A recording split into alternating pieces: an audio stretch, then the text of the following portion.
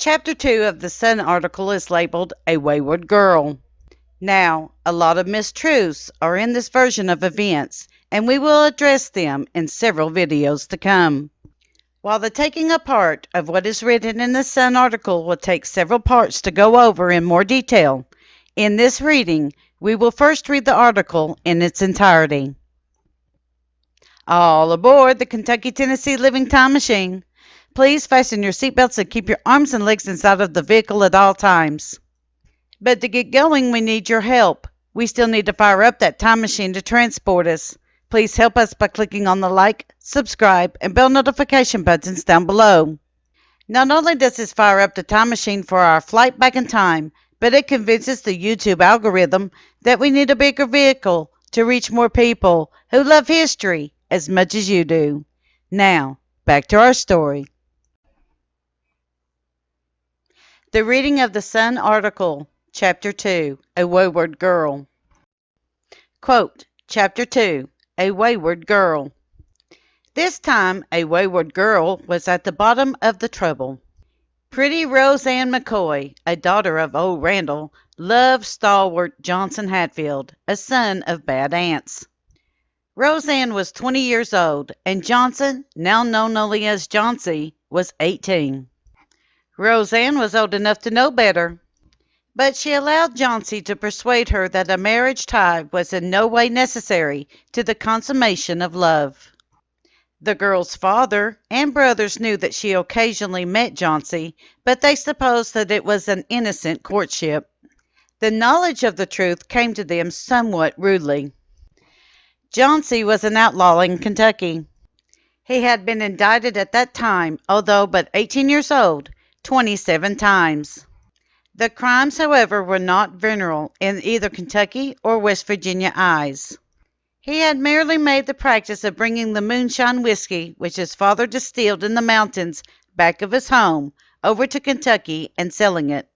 He never entered Kentucky except at the risk of his liberty. And it was his bravado in thus avoiding the officers of the law that first attracted Roseanne McCoy. But as the indictments accumulated and the prospects of large fines increased, Sheriff Joe Radcliffe of Pike County became anxious to capture the rascal and offered a reward for his arrest and made Talbert McCoy, son of old Randall, a deputy. So Talbert, having secured the warrant, bided his time until his sister Roseanne made her usual excuse about going to see a neighbor down on Pond Creek. Talbert knew that the neighbor was none other than Johnsy. After Roseanne had gone, Talbert and his brother Farmer followed at a proper distance, and finally saw her leave the Pond Creek Road and go up a dry bed of a small waterway in this country called a drain. They went up the mountain and very cautiously descended the drain, until, on turning a clump of bushes, they surprised their sister with her lover. In the eyes of the mountain folks along Tug River, this sight was enough to make the boys right mad, but it was not a case for blood. As for Roseanne, she cut around the mountain to the house of a friend, where she borrowed a mule, and mounting it bareback, she rode at full gallop to the river, which she forded, and then ran the mule to Aunt Hatfield's house, Johnsy's home, and told what had happened to Johnsy. It took but half an hour for Aunts to gather the few neighbors and his own sons, and with guns and pistols loaded, started to rescue Johnsy. This arrest and the following rescue occurred in 1880. At the home of old Randall in Pikeville is a bright boy of 7. He bears the name of McCoy after his mother Roseanne. His father was Johnsy Hatfield. In the flight on last New Year's night, in which the house of old Randall was burned and his son and daughter were shot, this boy escaped death at the hands of his father by the thickness of a piece of muslin. Roseanne, after alarming the Hatfields in order that Johnsy may be rescued, did not dare to return home, and so remained in the family of bad aunts, living as the mistress of Johnsy, without protest on the part of even Johnsy's mother. Johnsy and the girl slept in a bed in the same room with the old folks and several members of the family. It is the custom of the country. Within a year, however, Johnsy, who was a surly brute, turned her and her child, who was born in Virginia, away, and she has since lived with her father and mother.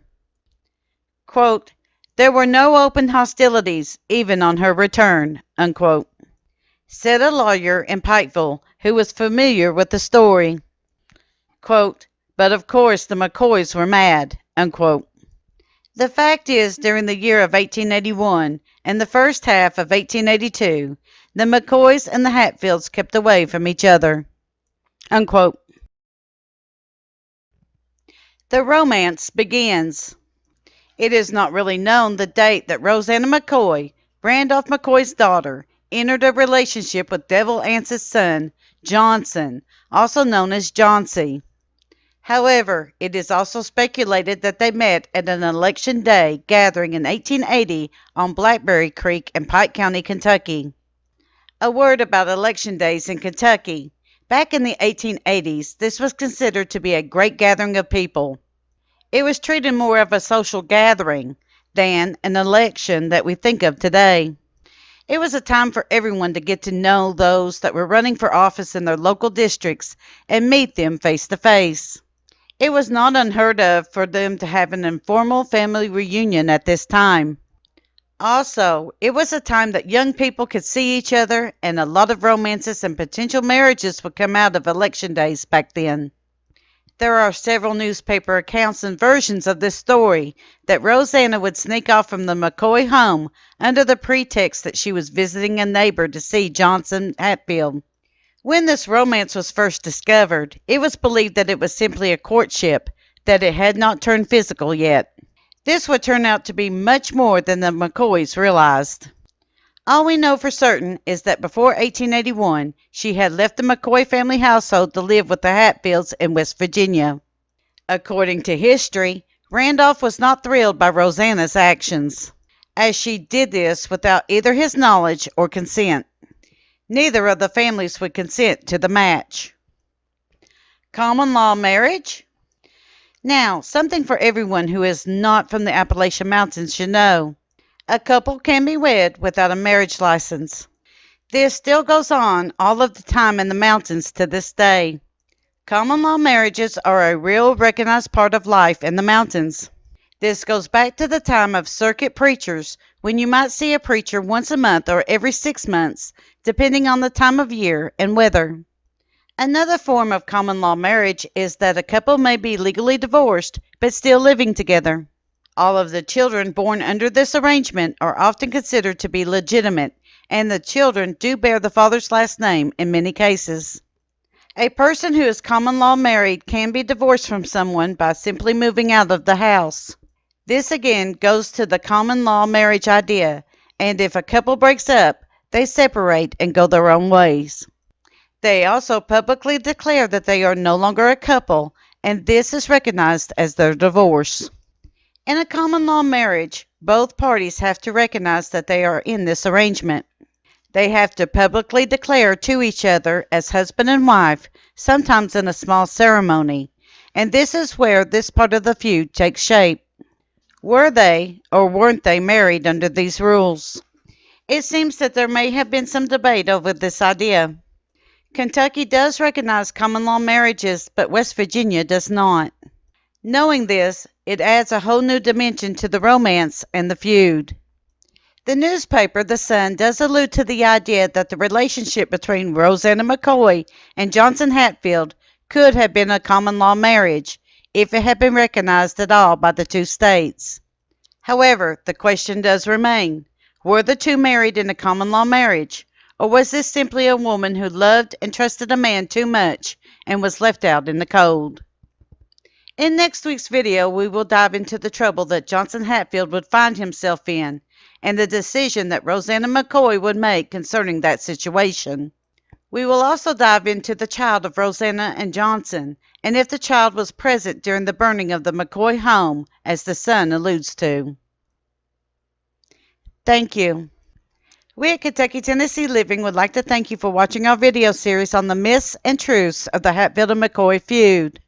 Don't forget to hit that like button, as the more likes we receive, the more likely YouTube is to suggest our videos to other viewers. Also, to receive notice when we upload a new video, be sure to subscribe and click the bell notification button. Be sure to double check that you are subscribed, as some of our viewers are finding that they are no longer subscribed to our channel. Thank you for continuing to support Kentucky, Tennessee Living, as we are discovering the mysteries in Appalachian history.